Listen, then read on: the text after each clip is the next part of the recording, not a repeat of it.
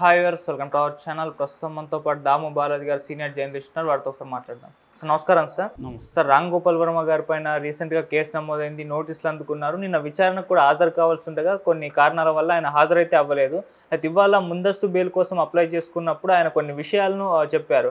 తనపైన third degree ప్రయోగించే అవకాశం ఉంది, తనను అరెస్ట్ చేసి థర్డ్ డిగ్రీ ప్రయోగిస్తారని చెప్పేసి చెప్పుకొచ్చారు. నిజంగా ఆ పాసిబిలిటీ ఉందంటారా? ఇంకేమేమి చెప్తున్నారు రామ్ గోపాల్ వర్మ గారు? ఈ ఇష్యూ గురించి మీరేం చెప్తారు? రామ్ గోపాల్ వర్మ మీద మద్దిపాడు, ప్రకాశం జిల్లాలో మద్దిపాడులో రామలింగం అని తెలుగుదేశం నాయకుడు కేసు పెట్టాడు. నిజాన్ని నిన్న కూడా చెప్పాను నేను. ఆ రామలింగానికి రామ్ గోపాల్ వర్మకి ఎటువంటి సంబంధం లేదు. బట్ అక్కడ ఇప్పుడు ఒక ప్యాటర్న్ నడుస్తుంది. అదేంటంటే ఎక్కడో ఒక మూల ఎవరో ఒకరు కేసు పెడతారు, ఆ కేసులో వాళ్ళకి నోటీసులు పంపిస్తారు. ఇది జరుగుతుంది. అదే తెలుగుదేశం వాళ్ళ మీద వైసీపీ వాళ్ళు కేసులు పెడితే ఎవరు పట్టించుకోరు. సరే, ఏ గవర్నమెంట్ ఉన్నా ప్రతిపక్షాలను వేధించడం అనేది కామన్ కాబట్టి, జగన్ అప్పుడు చేశాడు కాబట్టి ఇప్పుడు వీళ్ళు చేస్తున్నారు.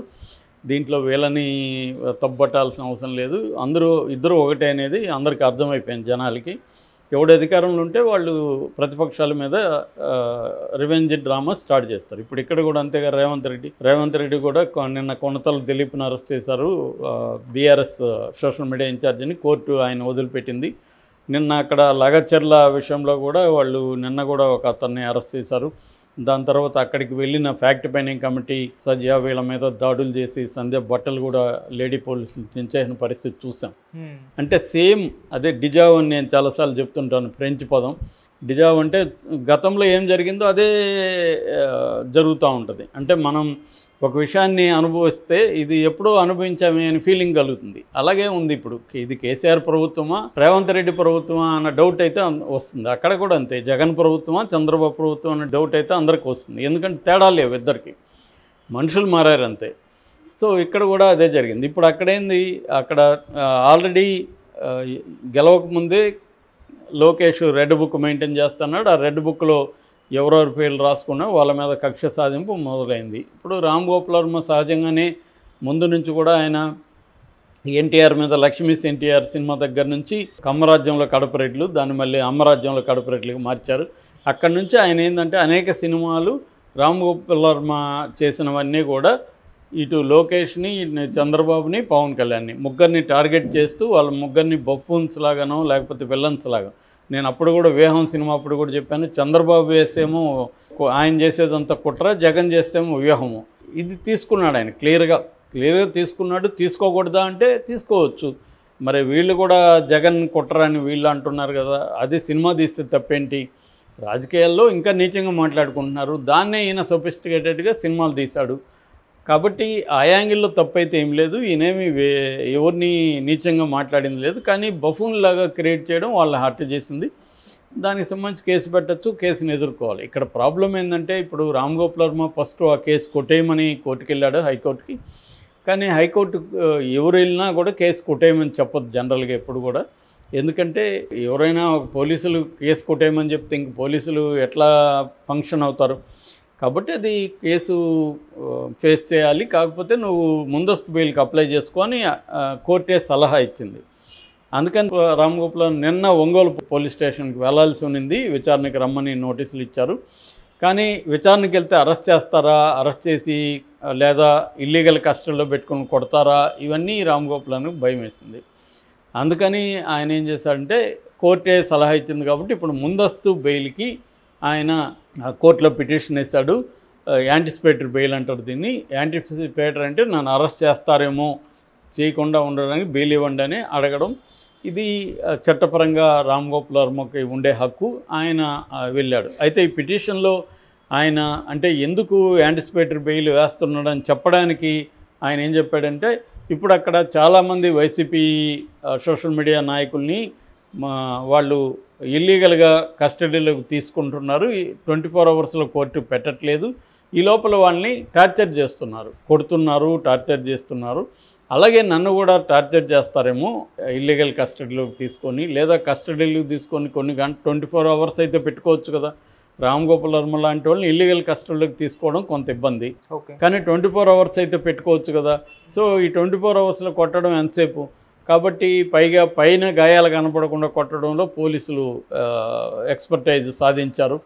కాబట్టి రామ్ గోపాల్ వర్మని కొట్టే అవకాశం లేకపోలేదు, కొట్టచ్చు కూడా. ఎందుకంటే లోకేష్కి చాలా కోపం ఉందని చెప్తున్నారు. ఆల్రెడీ రామ్ గోపాల్ వర్మ ఎలక్షన్ల ముందే 3 నెలలకు ముందే సైలెంట్ కూడా అయిపోయాడు. ఆయనకు అర్థమైపోయింది జగన్ రాడేమో, ఒకవేళ మళ్ళీ వీళ్ళు వస్తే నన్ను వేధిస్తారేమని రామ్ గోపాల్ వర్మకి అర్థమయ్యి లోకేష్ని కలవడానికి కూడా ట్రై చేశాడని చెప్తారు.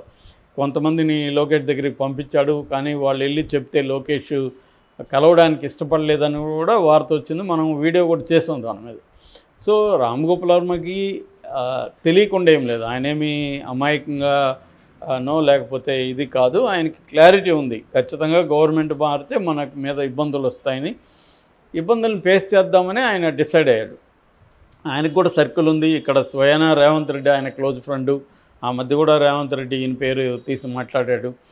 కాబట్టి ఆయన ట్రై చేస్తాడు. కానీ లోకేష్ ఎవరి మాట వినే పరిస్థితుల్లో లేదు. ఎందుకంటే లోకేష్ని అంత హీనంగా ఎవరు చూపించలేదు. పప్పులాగా ఇది చేయడం, పప్పు తింటుండడం, ఇలాగా వ్యూహం సినిమాల్లో అంతా కూడా నీచంగా లోకేష్ని ప్రొజెక్ట్ చేశాడు. అది ఎవరికైనా హర్టింగ్గా ఉంటుంది. కాబట్టి ఇవాళ పదవిలో ఉన్నాం కాబట్టి వాళ్ళు మేము వీళ్ళని మన బలం ఏంటో చూపిద్దామని అనుకోవడంలో తప్పులేదు. వాళ్ళందరూ అదే పరిస్థితిలో ఉన్నారు. దాన్ని ఎలా రామ్ గోపాల్ వర్మ డీల్ చేయాలనుకుంటున్నాడంటే కోర్టు ద్వారానే చేయాలి. ఆయనకి ఇంక వేరే మార్గం ఏముంది? వేరే మార్గం లేదు. ఇప్పుడు వాళ్ళు పిలిచి తను కొట్టారనుకో ఏం చేసుకోగలడు? మళ్ళీ కోర్టుకి చెప్తాడు నన్ను కొట్టారని, మళ్ళీ ప్రూవ్ చేయాల్సి ఉంటుంది. కొట్టారని సర్టిఫికేట్ తీసుకురావాల్సి ఉంటుంది. దీంట్లో అవన్నీ సాధ్యం కాదు. మనకి రఘురామకృష్ణరాజు కూడా అదే కదా, రఘురామకృష్ణరాజు కొట్టాడని కోర్టులో కేసు వేశాడు. మరి ఎలా నిరూపిస్తాడు కొట్టారని? నిరూపించలేదు. చాలా చోట్ల ఇదే జరిగేది.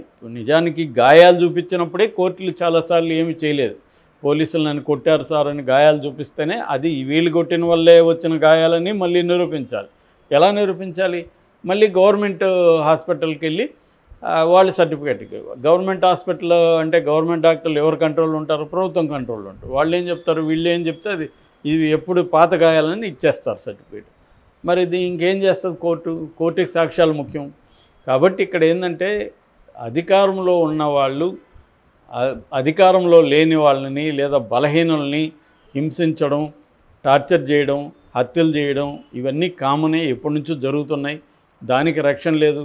అంత మాత్రం కామన్ కాబట్టి పోరాడకుండా ఉండాలంటే పోరాడాల్సింది తప్పకుండా. ఏదో మనకున్న పద్ధతులన్నింటిలో పోరాడాల్సింది తప్ప కుదరదు, వేరే మార్గం లేదు.